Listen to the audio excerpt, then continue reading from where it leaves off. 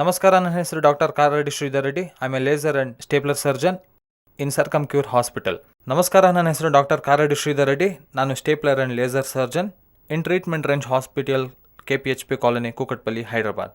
ಬಹಳ ಜನ ಪುರುಷರಿಗೆ ಸ್ಕಿನ್ ಫ್ರೀ ಆಗಿ ಮೂವ್ ಆಗ್ತಾ ಇರುತ್ತೆ. ಆದರೆ ಅವ್ರಿಗಿರೋ ಪ್ರಾಬ್ಲಮ್ಸ್ ಏನಂದರೆ frenulum, high attach frenulum or frenulum tightness, short frenulum, ಈ ಥರದ್ದೆಲ್ಲ ನೋಡೋದಾದರೆ ಅಸಲಿಗೆ ಫ್ರೆನ್ಯುಲಮ್ ಅಂದರೆ ಏನು, ಈ ಫ್ರೆನ್ಯುಲಮ್ನಿಂದ ಯಾಕೆ ಅಷ್ಟು ತೊಂದರೆಗಳು ಸ್ಟಾರ್ಟ್ ಆಗುತ್ತೆ ಅಂತ ಇವತ್ತು ತಿಳ್ಕೊಳ್ಳೋಣ. ಸೊ ಪುರುಷರಲ್ಲಿ ಅಂಗದ ಮುಂದೆ ಇರುವ ಚರ್ಮನ ನಾವು ಫೋರ್ ಸ್ಕಿನ್ ಅಂತ ಕರಿತೀವಿ. ಈ ಫೋರ್ ಸ್ಕಿನ್ ತುಂಬ ಫ್ರೀಯಾಗಿ ಮೂವ್ ಆಗ್ತಾ ಇರಬೇಕು ಫ್ರಂಟ್ ಆ್ಯಂಡ್ ಬ್ಯಾಕ್ ಆಗಿ. ಹಾಗೆ ಮೂವ್ ಆಗದೆ ಮೇಲೆ ಮಾತ್ರ ಫ್ರೀಯಾಗಿ ಮೂವ್ ಆಗಿ ಕೆಳಗೆ ಮಾತ್ರ ಅಟ್ಯಾಚ್ಮೆಂಟ್ ಹತ್ರ ಟೈಟ್ ಆಗೋಗೋದು, ಈ ಥರದ್ದೆಲ್ಲ ನಾವು ಫ್ರೆನ್ಯುಲಮ್ ಪ್ರಾಬ್ಲಮ್ಸ್ ಅಂತ ಕರಿತೀವಿ. ಈ ಫ್ರೆನ್ಯುಲಮ್ ಪ್ರಾಬ್ಲಮ್ಸ್ ನೋಡೋದಾದರೆ ಇವೆಲ್ಲ ಗಮನಿಸಿದ್ರೆ ಮೇಲಿರುವ ಚರ್ಮ ಏನಿದೆ, ಅಂಗದ ಮೇಲಿರುವ ಚರ್ಮ ಏನಿದೆ, ಮೇಲಿರೋ ಚರ್ಮ ಫ್ರೀಯಾಗಿ ಮೂವ್ ಆಗ್ತಾ ಇರುತ್ತೆ. ಬಟ್ ಕೆಳಗಿರೋ ಚರ್ಮ ಮಾತ್ರ ಇಲ್ಲಿ ಅಟ್ಯಾಚ್ ಆಗಿ ಮುಂದಕ್ಕೆ ಹೋಗ್ತಿರುತ್ತೆ. ಈ ಅಟ್ಯಾಚ್ಮೆಂಟ್ನೇ ನಾವು ಫ್ರೆನ್ಯುಲಮ್ ಅಂತ ಕರಿತೀವಿ. ಈ ಅಟ್ಯಾಚ್ಮೆಂಟ್ನೇ ನಾವು ಫ್ರೆನ್ಯುಲಮ್ ಅಂತೀವಿ. ಆದರೆ ಯೂಶಲಾಗಿ ಯಾರಿಗಾದರೂ ಸರಿ ಈ ಕೆಳಗೆ ಅಟ್ಯಾಚ್ ಆಗಿರಬೇಕು. ಅಂದರೆ ಈ ಗ್ಲ್ಯಾನ್ಸ್ ಅಂತೀವಲ್ಲ, ಈ ಮುಂದೆ ಇರುವ ಹೆಡ್ ಭಾಗನ ನಾವು ಇದನ್ನೇ ಗ್ಲ್ಯಾನ್ಸ್ ಅಂತ ಕರೆಯೋದು. ಈ ಗ್ಲ್ಯಾನ್ಸ್ಗೆ ಕೆಳಗಡೆ ಮಾತ್ರ ಅಟ್ಯಾಚ್ ಆಗಿರಬೇಕು, ಅದು ನಾರ್ಮಲ್ ಪೊಸಿಷನ್ ಇದ್ದಂಗೆ. ಸೊ ಇಲ್ಲಿ ನಾವು ಮೇಲೆ ಎಳೆದಾಗ ಚರ್ಮ ಇಲ್ಲಿವರೆಗೆ ಹೋಗುತ್ತೆ, ಆದರೆ ಕೆಳಗೆ ಮಾತ್ರ ಇಲ್ಲಿಗೆ ಸ್ಟಕ್ ಆಗೋಗುತ್ತೆ. ಅಂದರೆ ಅದು ನಾರ್ಮಲ್ ಪೊಸಿಷನ್, ಇದರಲ್ಲಿ ತೊಂದರೆ ಇರಲ್ಲ.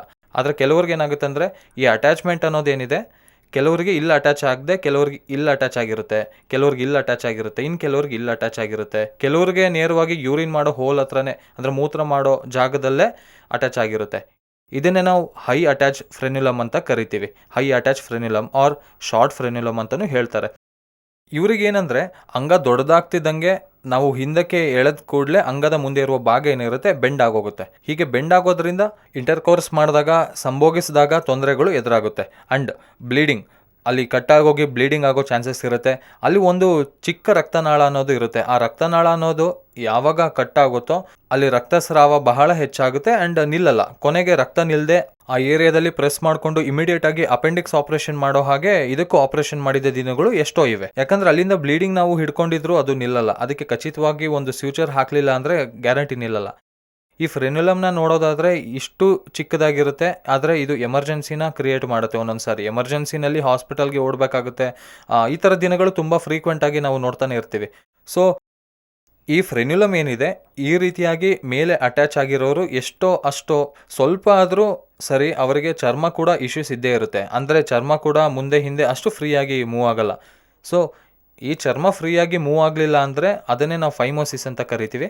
ಸೊ ತುಂಬ ಜನಕ್ಕೆ ಫೈಮೋಸಿಸ್ ಜೊತೆಗೆ ಫ್ರೆನ್ಯುಲಮ್ ಪ್ರಾಬ್ಲಮ್ ಇರ್ಬೋದು. ಬರೀ ಫ್ರೆನ್ಯುಲಮ್ ಇರೋರು ತುಂಬ ವಿರಳವಾಗಿ ನೋಡ್ತಿರ್ತೀವಿ. 100 ಜನರಲ್ಲಿ ನೋಡಿದ್ರೆ ಒಬ್ಬರಿಗಿಂತ ಹೆಚ್ಚಾಗಿ ಸಿಗಲ್ಲ. ಫ್ರೆನ್ಯುಲಮ್ ಮಾತ್ರ ಅಟ್ಯಾಚ್ ಆಗಿರೋರು ಅಂತ ಹೇಳೋರು ತುಂಬ ಕಡಿಮೆ. ಅವರಿಗೆ ಯಾವಾಗಾದರೂ ಸರಿ ಚರ್ಮ, ಅಂಗದ ಮುಂದಿನ ಚರ್ಮನೂ ಫ್ರೀಯಾಗಿ ಮೂವ್ ಆಗಲ್ಲ ಆ್ಯಂಡ್ ಅಟ್ಯಾಚ್ಮೆಂಟ್ ಕೂಡ ಹಿಡ್ಕೊಂಡು ಆಗಿರುತ್ತೆ. ಅಂಥವ್ರಿಗೆ ನಮಗೆ ಹೆಚ್ಚಾಗಿ ಕಾಣಿಸ್ತಾರೆ. ಸೊ ಇದಕ್ಕೆ ಪರ್ಮನೆಂಟ್ ಸೊಲ್ಯೂಷನ್ ಏನು ಅಂತ ನೋಡೋದಾದ್ರೆ ತುಂಬ ಜನ ನಾನು ಕೇಳ್ತಿರ್ತಾರೆ, ಓನ್ಲಿ ಫ್ರೆನ್ಯುಲಮ್ ಮಾತ್ರ ತೆಗೆದು ಹಾಕಿ, ಫ್ರೆನ್ಯುಲಮ್ ಒಂದೇ ಪ್ರಾಬ್ಲಮ್ ಇರೋದಲ್ವಾ ಅಂತ ಹೇಳ್ತಾರೆ. ಬಟ್ ಇಂಥವ್ರಿಗೆಲ್ಲ ಫ್ರೆನ್ಯುಲಮ್ ತೆಗೆದು ಹಾಕಿದ ನಂತರ ಮತ್ತೆ ಕೆಲವು ದಿನಗಳಲ್ಲಿ ನಂತರ ಅಂಗದ ಮೇಲಿರುವ ಚರ್ಮ ಕೂಡ ಇಶ್ಯೂಸ್ ಆಗುತ್ತೆ. ಆ ಇಶ್ಯೂಸ್ನಿಂದ ಮತ್ತೆ ಸರ್ಕಮ್ಸಿಷನ್ ಮಾಡಬೇಕಾಗುತ್ತೆ. ಅದಕ್ಕೆ ಯಾವಾಗಲೂ ನಾನು ನನ್ನ ವ್ಯೂವರ್ಸ್ಗೆ ಆಗಲಿ ಪೇಷಂಟ್ಸ್ಗೆ ಆಗಲಿ ಸಜೆಷನ್ ಏನು ಕೊಡ್ತೀನಿ ಅಂದರೆ, ಯಾವಾಗಾದರೂ ಸರಿ ಸರ್ಕಮ್ಸಿಷನ್ ಜೊತೆಗೆ ಫ್ರೆನ್ಯುಲೋಪ್ಲಾಸ್ಟಿ ಮಾಡಿಸ್ಕೊಳ್ಳೋದು 100% ಸಕ್ಸಸ್ ರೇಟ್ ಇರುತ್ತೆ ಆ್ಯಂಡ್ ಫ್ಯೂಚರ್ನಲ್ಲಿ ಕೂಡ ಯಾವುದೇ ಥರ ತೊಂದರೆಗಳು ಇರೋದಿಲ್ಲ. ಸೊ ಈ ಫ್ರೆನ್ಯುಲಮ್ ಅನ್ನೋದು ಏನಿದೆ ಅಟ್ಯಾಚ್ಮೆಂಟ್, ಈ ಫ್ರೆನ್ಯುಲಮ್ ಅಟ್ಯಾಚ್ಮೆಂಟ್ನ ತೆಗೆಯೋದು ನಾವು ಫ್ರೆನ್ಯುಲಾಕ್ಟಮಿ ಅಂತ ಕರಿತೀವಿ, ಆರ್ ಫ್ರೆನ್ಯುಲೋಪ್ಲಾಸ್ಟಿ ಅಂತಲೂ ಹೇಳ್ತೀವಿ. ಈ ಫ್ರೆನ್ಯುಲೋಪ್ಲಾಸ್ಟಿ ಏನಂದರೆ ಅದನ್ನು ಕಟ್ ಮಾಡಿ ಕೆಳಗೆ ತರೋದನ್ನೇ ನಾವು ಫ್ರೆನ್ಯುಲೋಪ್ಲಾಸ್ಟಿ ಅಂತ ಕರಿತೀವಿ. ಇದನ್ನು ಕಟ್ ಮಾಡಬೇಕಾಗಿರೋದು ಏನಿದೆ, ಇದನ್ನು ನಾವು ನಮ್ಮ ಸೆಂಟರ್ನಲ್ಲಿ ಲೇಸರ್ನಲ್ಲಿ ಕಟ್ ಮಾಡ್ತೀವಿ. ತುಂಬ ಜನಕ್ಕೆ ವಿತೌಟ್ ಸ್ಯೂಚರ್ ಕೂಡ ನಾವು ಮಾಡಿ ಕಳಿಸಿದ್ದೀವಿ.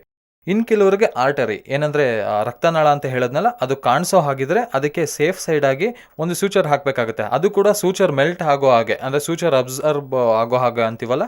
ಸೊ ಅದು 1 ವೀಕ್ನಲ್ಲಿ ಸೂಚರ್ ಕೂಡ ತಾನಾಗೆ ಬಿದ್ದೋಗುತ್ತೆ. ಸೊ ಈ ರೀತಿಯಾಗಿ ಇದನ್ನು ಕಟ್ ಮಾಡೋದ್ರಿಂದ ಪೂರ್ತಿ ಚರ್ಮ ಅನ್ನೋದು ಹಿಂದಕ್ಕೆ ಬರುತ್ತೆ. ಆ್ಯಂಡ್ ಆಲ್ವೇಸ್ ನಾನು ಯಾವಾಗಲೂ ಏನು ಪ್ರಿಸ್ಕ್ರೈಬ್ ಮಾಡ್ತೀನಿ ಅಂದರೆ ಎಲ್ಲರಿಗೂ ಬರೀ ಫ್ರೆನ್ಯುಲೋಪ್ಲಾಸ್ಟಿ ಜೊತೆಗೆ ಸರ್ಕಮ್ಸಿಷನ್ ಕೂಡ ಮಾಡಿಸ್ಕೊಂಡ್ರೆ 100% ರಿಸಲ್ಟ್ ಇರುತ್ತೆ ಅಂತ ಹೇಳ್ತೀನಿ. ಸೊ ನಿಮ್ಗೆ ಯಾರಿಗಾದರೂ ಓನ್ಲಿ ಫ್ರೆನ್ಯುಲಮ್ ಮಾತ್ರನೇ ಪ್ರಾಬ್ಲಮ್ ಇದ್ದರೆ, ಟ್ರಬಲ್ ಇದ್ದರೆ ಖಚಿತವಾಗಿ ನನ್ನ ಹತ್ರ ಬನ್ನಿ.